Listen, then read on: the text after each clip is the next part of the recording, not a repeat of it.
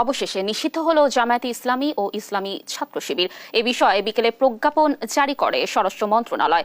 এতে বলা হয়, সরকারের কাছে যথেষ্ট তথ্য প্রমাণ রয়েছে যে জামায়াত শিবির সাম্প্রতিককালে সংঘটিত হত্যাযজ্ঞ, ধ্বংসাত্মক কার্যকলাপ ও সন্ত্রাসী কর্মকাণ্ডে সরাসরি এবং উস্কানির মাধ্যমে জড়িত। সেজন্য সন্ত্রাস বিরোধী আইন অনুযায়ী তাদের কার্যক্রম নিষিদ্ধ ঘোষণা করা হয়। আইনমন্ত্রী জানান, এ দলের অধীনে কেউ আর রাজনীতি করতে পারবে না। আরো জানাচ্ছেন হাসান মাহমুদ। জামায়াতে ইসলামী ও ইসলামী ছাত্র শিবিরকে নিষিদ্ধ করা হয়েছে। একই সঙ্গে তাদের সব অঙ্গ সংগঠনের রাজনৈতিক ও সাংগঠনিক কার্যক্রম নিষিদ্ধ করেছে সরকার। বৃহস্পতিবার বিকেলে স্বরাষ্ট্র মন্ত্রণালয়ের জননিরাপত্তা বিভাগ থেকে এ সংক্রান্ত প্রজ্ঞাপন জারি করা হয়।